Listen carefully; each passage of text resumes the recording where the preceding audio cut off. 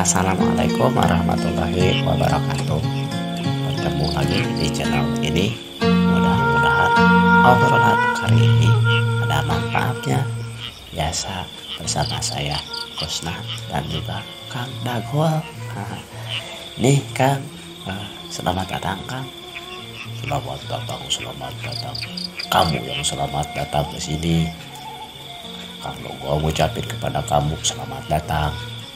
Mohon apa pakai rahmat tuh. Kalau bahasa Sundanya sampurasun, di Jawa ku akang lampes. Kalau bahasa Indonesia selamat malam. Kata apa kamu teh benar selamat malam juga.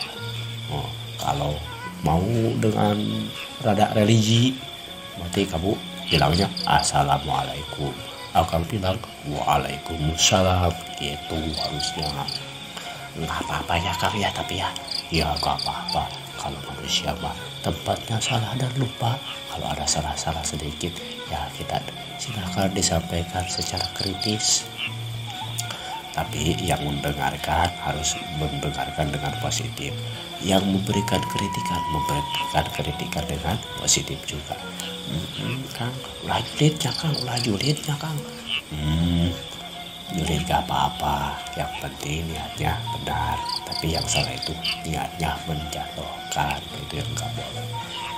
Udah tuh Kang ya. Ini Kang, saya teh coret-coret Kang. Ini nih ada informasi seperti ini. Mengaku Kang diawas atuh. Baca sama kamu aja. Akan ngedengerin kali-kali atuh. Ya tuh Kang, ini ya Kang ya. Ini adalah podcast nih yang intinya seperti ini. Pendidikan di Papua harusnya sesuai dengan budaya di Papua itu sendiri, tidak menghilangkan tujuan pendidikan nasional. Kesatuan Indonesia tetap dijalin, namun tidak menghilangkan juga kearifan lokal di daerah itu sendiri. Begitupun tidak hanya di Papua, sebenarnya kita ya harus berpikir itu juga seperti daerah pantai, seperti yang kemarin kita sampaikan. Jangan sampai orang-orang yang tinggal di pantai pengen semuanya jadi PNS, akhirnya mereka tidak bangga jadi nelayan, atau yang orang-orang dari perkampungan tidak bangga jadi petani sebab semuanya pengen jadi karyawan, ataupun yang di perkebunan dan lain sebagainya. Gimana tuh Kang? Ya sebenarnya sih seperti ini. Kalau menurut Akang, sebenarnya pemerintah itu sudah berusaha memberikan yang terbaik untuk bangsa kita. Bagaimana caranya bangsa kita menjadi bangsa yang berperadaban sesuai dengan titah Pancasila. Pertama, kemanusiaan yang adil dan beradab. Kemudian, keadilan sosial bagi seluruh rakyat Indonesia. Namun, mengartikan peradaban di sini lebih ke peradaban secara kebarat-baratan, tanpa memberikan juga peradaban yang sifatnya lokal, kedaerahan. Padahal sebenarnya juga seperti di daerah-daerah Jawa ataupun misalnya daerah-daerah yang lain, ada juga muatan-muatan lokal sesuai dengan daerah-daerahnya masing-masing. Tapi mungkin belum betul sampai tadi seperti kasus yang di Papua.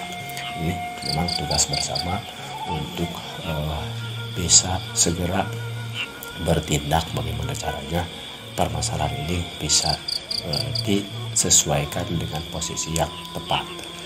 Kemudian tadi masalah keadilan sosial bagi seluruh rakyat Indonesia.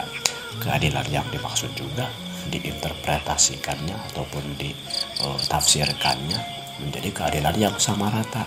Padahal bukan keadilan yang sama rata secara fisiknya. Misalnya semuanya harus bisa matematika, atau semuanya harus bisa bahasa Inggris. Tapi keadilan yang dimaksud adalah keadilan dalam sesama hak. Artinya keadilan berperadaban sesuai dengan peradaban dunia, peradaban global pun tetap tidak dikekang, tapi menjaga kelestarian kedaerahan budaya pun harus tetap dijaga, sehingga tidak hanya yang global tapi yang lokalnya pun kita terbina. begitu kalau menurut akang mah. Nah, gini kan, kalau yang saya coret-coret lagi ya Kang ya, kita itu kan, manusia itu tadi harus apa namanya, harus menjaga kelestarian kedaerahan. Bagaimana kalau misalnya seperti perbudakan zaman dulu itu bisa dipertahankan, misalnya kan kita harus mempertahankan kebudayaan lokal, misalnya cuman juga seperti budaya-budaya perdukunan, budaya-budaya mistisme. Kan kalau kemarin kita ngobrolnya mistisme itu kita harus klarifikasi. Kalau klarifikasinya berarti harus sesuai dengan teknologi. Jadi kita harus menghilangkan budaya-budaya mistis tersebut, misalnya budaya-budaya kejawen, padahal kan itu kearifan lokal juga kan. Ya memang sih itu kita jangan sampai salah kaprah mengartikan istilahnya itu dalam hal pendidikan ini. Itu kan kita harusnya merawat budaya-budaya lokal yang memangnya berkemanusiaan. Kalau tidak berkemanusiaan seperti tadi perbudakan ataupun pembedaan harkat derajat, kan itu kan ada sistem kasta dulu itu kan pembedaan derajat manusia, itu kan tidak sesuai dengan nilai-nilai kemanusiaan. Itu yang harus kita kita harus bina, sehingga kemanusiaan itu semuanya menjadi sama nilainya di hadapan istilahnya peradaban itu sendiri. Kalau memang baik kita lanjutkan, kalau memang istilahnya harus ada yang disesuaikan, kita harus sesuaikan. Dalam artian bukan berarti dihilangkan ataupun esensinya dihilangkan. Atau tadi ya kalau kemarin itu cudong-dong tinggal igal, tapi proses jalannya pun kita harus tetap bagus, bahasa katanya elegan, presisi dari setiap sisinya. Kemudian ada juga siswa di kelas sulit mengungkapkan pemikirannya baik dalam bentuk lisan ataupun tulisan. Itu kan banyak orang-orang daerah itu budaya-budaya di kita itu kan budaya-budaya lisan. Jadi orang-orang itu mengungkapkan perasaannya jarang dengan tulisan. Makanya tidak seperti daerah daerah sebesar benua Eropa yang banyak penulis-penulis. Empu-empu di kita itu nggak menulis, banyak menulis, bahkan menulis itu dianggapnya sakral. Tapi kita lebih banyak membicarakannya. Nah sekarang di abad modern ini tulisan pun diperlukan, sebab karena saking pesatnya arus informasi yang diceritakan orang lain pun akhirnya menjadi kabur. Nah jadi budaya menulis pun oleh bangsa kita, budaya membaca pun oleh bangsa kita harusnya tidak hanya lagi sekedar mendengarkan dan juga menceritakan, tapi juga bisa ditunjang dengan budaya menulis dan budaya rajin membaca. Tuh. Kemudian target yang pendidikan yang dipaksakan hasilnya dituntut secara formalitas. Misalnya kalau dulu itu zaman akang itu nilai UN harus sekian, nilai ini harus lulus semua, siswa harus naik kelas semuanya. Iya memang. Nah seharusnya guru-guru bahasa kasarnya, bahasa kasar lempengnya ini kritikan juga. Jangan melihat nilainya saja, tapi juga dilihat proses bagaimana cara siswa tersebut bisa meraih nilai itu. Tapi misalnya matematikanya kan susah. Kalau siswa misalnya senangnya olahraga, disuruh belajar matematika atau menalar bahasa Inggris misalnya, dia tetap nggak bisa juga. Ya, dia tunjang nilai bahasa Inggrisnya tersebut dengan nilai olahraga tadi. Misalnya dia sebutkan dengan bahasa Inggris proses-proses olahraga, dia disuruh matematikanya mengukur luas lapak olahraga, pasti dia akan seru, dia akan dia akan antusias menjalaninya. Gak apa-apa, gak sama juga dengan targetnya dengan teman-temannya yang lain, sebab dia memiliki kecenderungan dan minat bakat terhadap bukan matematika secara utuh, sebab tidak akan semuanya menjadi ahli matematika, tidak akan semuanya menjadi ahli bahasa Inggris, tapi minimal kalau dia senang dengan olahraga, senang misalnya dengan musik, dia tetap ditunjang dengan pendidikan bahasa Inggris, dengan matematika yang memang diperlukan dia sesuai dengan tadi kesukaan dia. Begitu Husna.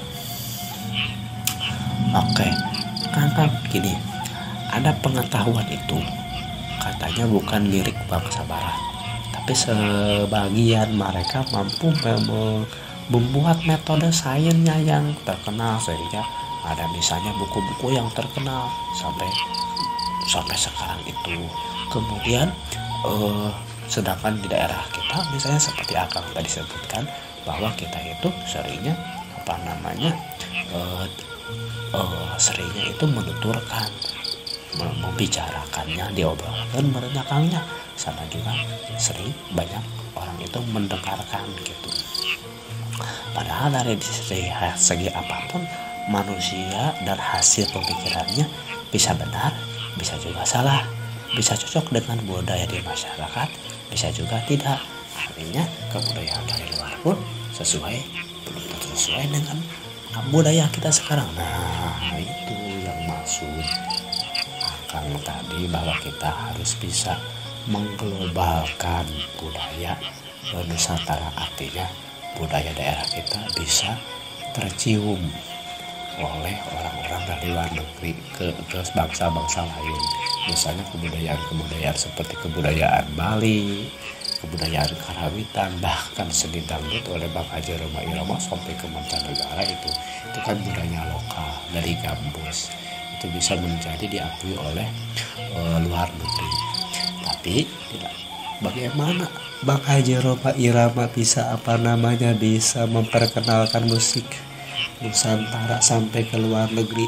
Bagaimana para seniman Karawitan bisa konser di luar negeri? Itu kan membutuhkan ilmu cara. Nah, kebudayaan lokal ini yang terus dibina, kemudian dihiasi, didorong dengan kebudayaan yang sifatnya global, sehingga saling menunjang. Ini yang Akang maksud, bahwa secara nasional kita harus berkeadilan tuh. Keadilan yang dimaksud adalah adil untuk sebuah kalangan, kemudian berperadaban sampai ke pelosok, atau boleh jadi peradaban dunia bisa diserap oleh bangsa-bangsa di daerah, masyarakat di daerah kita. Begitupun sebaliknya, bangsa-bangsa ataupun masyarakat daerah bisa memperkenalkan budaya-budaya sampai ke luar negeri. Begitu. Nah, begini kan, saya punya pertanyaan kan. Pertanyaannya, sebenarnya yang tadi juga sih Kang, yang masalah itu ya, yang masalah pendidikan pokoknya nggak boleh, tapi boleh. Kalau begitu, Kang mungkin akan menambahkan bagaimana cara pemerintah kita, atau bagaimana cara kita memberikan pendidikan sesuai dengan peradaban nasional yang berkeadilan, namun tidak menutup kearifan lokal. Itu pernyataannya. Dan juga tetap melestarikan budaya dan tradisinya secara kurikulum ataupun tujuan pendidikan nasional kan adalah memang demikian. Namun dalam kenyataannya biasanya suka ada terjadi ketimpangan di daerah. Memang sangat jomplang nih terjadinya, dan dirasakan misalnya di daerah-daerah Jakarta itu kan sudah internetnya maju, kemudian masyarakatnya juga sudah berpikirnya lebih ke barat-baratan, artinya lebih modern, informasinya juga sudah banyak ya, istilahnya mah bermacam-macam. Jadi cara pandang, cara berpikirnya pun sudah berbeda. Itu akan berbeda lagi sama dengan orang-orang yang di daerah, yang mereka lihat di kiri kanannya masih banyak pepohonannya, masih banyak sawah-sawahnya, sungai-sungainya, laut-lautnya.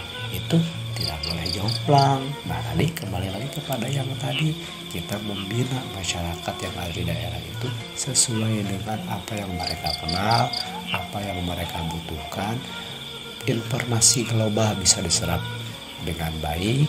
Kemudian mereka pun diberikan kesempatan untuk mengembangkan budayanya sehingga juga bisa dikenal oleh bangsa-bangsa lain ataupun secara seluruh nasional kita. Kemudian apa yang sebenarnya terjadi? Kenapa seperti ini? Sebenarnya banyak faktor. Yang mungkin cocok itu kita kembalikan lagi kepada keadaan yang terjadi di masyarakat kita. Yang pertama, kalau belajar itu kan ada disebut segitiga belajar.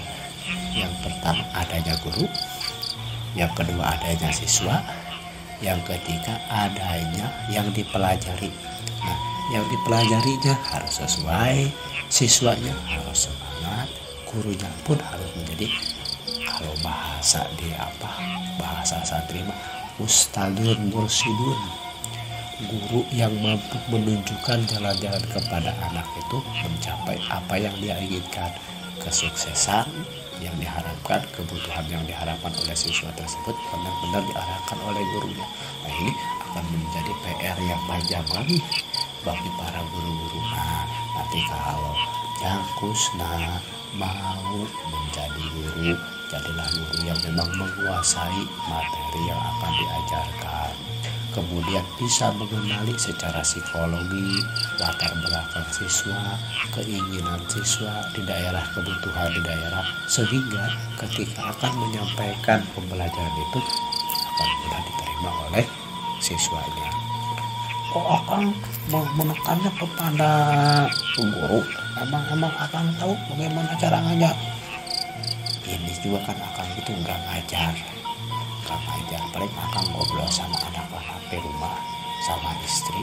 Itu 2 orang juga sudah susah, apalagi sampai misalnya seperti guru-guru yang ada di sekolah sampai puluhan orang, belasan orang, minimalnya ini sampai 20-30 siswa, sedangkan karakter mereka berbeda-beda.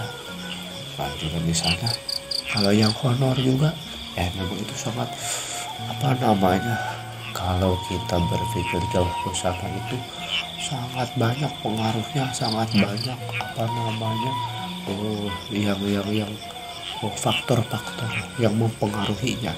Jadi tidak bisa dibahas dari segi tadi kurikulum saja, tapi juga harus dibaca bagaimana guru yang menyampaikannya, materi yang disampaikannya, sarana prasarana di sekolahnya, kebijakan pemerintahnya, siswanya, orang tuanya, banyak faktor. Yang penting kalau belajar itu adalah kita belajar itu pertama cari ilmu. Sudah cari ilmu, jangan hanya jadi teori, jangan hanya jadi ilusi, tapi apa yang kita tahu langsung dipraktekkan. Misalnya kusna terangkan an-nadhofah minal iman, terangkan hati nama kebersihan itu bagian daripada iman. Tapi lain hadis sahih, bukan hadis katanya. Iya, tapi secara nilai kan itu kalau orang-orang yang beriman itu orang yang bisa menjaga kebersihan. Nah, itu aja intinya. Kan itu mah lebihnya keanjuran. Kita harus bisa menjaga kebersihan, bukan masalah. Kalau bahasanya fikih mah bukan masalah ibadah. Walaupun itu bisa ibadah pokok dalam artian ibadah formal yang hablum minallah seperti sholat, zakat, itu mah pepatah yang tadi an-nadhofah minal iman mah. Jadi yang bisa saja misalnya melaksanakannya, artinya udah kebersihan mah itu kebutuhan kita sebagai manusia. Jadi sebagai pelajar yang baik kita harus bisa menjaga kebersihan, menjaga kerapihan. Kalau sudah tahu langsung dipraktekkan. Kemudian ada lagi misalnya kita harus saling menghargai antara sesama manusia. Bisa di pelajaran PKN langsung sebagai siswa kita harus bisa saling menghargai. Misalnya guru-guru nyuruh bicara yang sopan, kemudian bicara yang baik, kemudian bisa saling menghormati, laksanakan juga. Jangan ilmu hanya 3 ilusi. Coba kamu Kusna tahu pada fadilahnya sholat tahajud? Ya sih Kang, katanya kalau kita sholat tahajud itu akan punya keutamaan dari Allah. Pengen keutamaan tersebut? Pengen atau Kang, siapa yang gak mau diberikan keutamaan oleh Allah Subhanahu wa Ta'ala, tapi ngelaksanain tahajudnya? Hehehe, pernah sih kalau lagi misalnya pengen. Nah itu tadi, harusnya Kusna kalau sudah tahu harus dipraktekkan.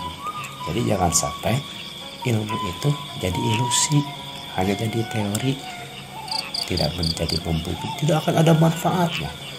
Kalau ilmu itu adalah al ilmu bila amali kasajari bila samari. Kalau punya ilmu tapi tidak diamalkan, kalau nggak salah ya bahasanya, seperti apa tumbuhan yang tidak berbuah. Itu juga bukan hadis, tapi istilahnya peribahasa dalam bahasa Arab. Kalau kita kalau ilmu itu yang kalau tidak diamalkan sama dengan kita punya tumbuhan tapi tidak berbuah. Mungkin bagus, tapi manisnya itu tidak kerasa langsung kan. Kalau ada tumbuhan selain bagus bisa dimakan buahnya, nikmat juga, bisa dijual juga, itu kan manfaatnya akan lebih banyak lagi. Seperti itu Jang.